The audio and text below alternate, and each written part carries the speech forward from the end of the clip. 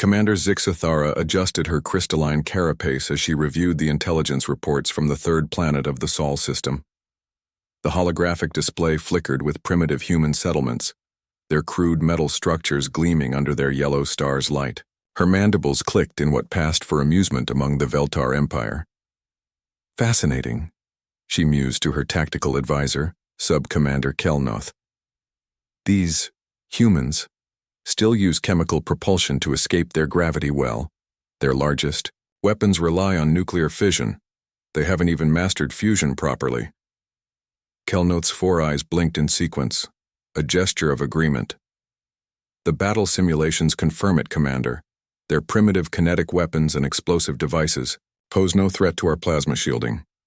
Our graviton cannons could glass their entire planet in cycles.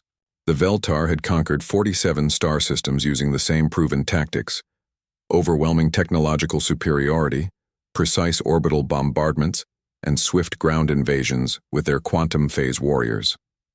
No species had lasted more than a planetary rotation against their might. Begin the standard protocol, Zixathara commanded. Send the ultimatum.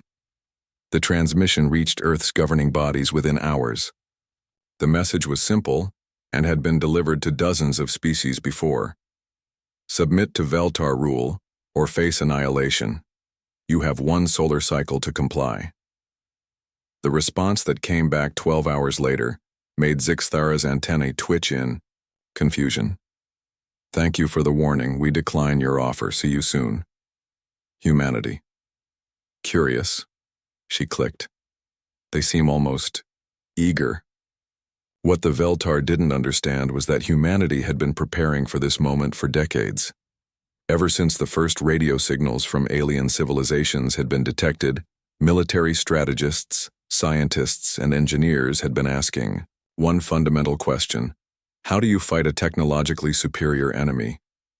The answer, as it turned out, was elegantly simple. You don't fight their war, you make them fight yours. General Sarah Chen stood in the war room beneath the Rockies, surrounded by screens showing fleet movements across the solar system. The Veltar had arrived exactly as predicted, 12 massive dreadnoughts, each the size of a small city, positioning themselves in high orbit. They're following their standard pattern, reported Colonel Martinez. Orbital bombardment positions, preparing for ground assault. They expect us to surrender or mount a conventional defense. Chen smiled grimly. Then let's give them something unexpected. Initiate Operation Trojan Horse. Across Earth, a coordinated response began that defied every tactical expectation the Veltar held. Instead of massing their forces or launching desperate counterattacks, humans did something unprecedented. They disappeared. Cities went dark. Military installations fell silent. Even the electromagnetic signatures that should have betrayed human technology simply vanished. Where did they go? Kelnoth demanded, staring at sensor readings that showed empty cities and abandoned military bases. Zixathara's carapace darkened, a sign of unease. Perhaps they've evacuated to underground bunkers. No matter. Begin the bombardment. Plasma rained from the sky, turning military installations into molten slag. Graviton beams carved canyons where cities once stood. For 3 days, the Veltar systematically destroyed every visible human structure on the planet's surface. But something was wrong.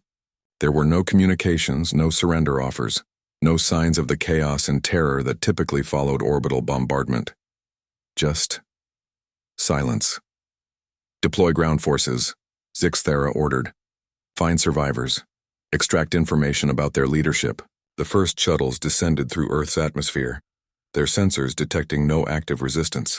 The quantum phase warriors materialized in the ruins of what had been New York, their energy weapons charged and ready.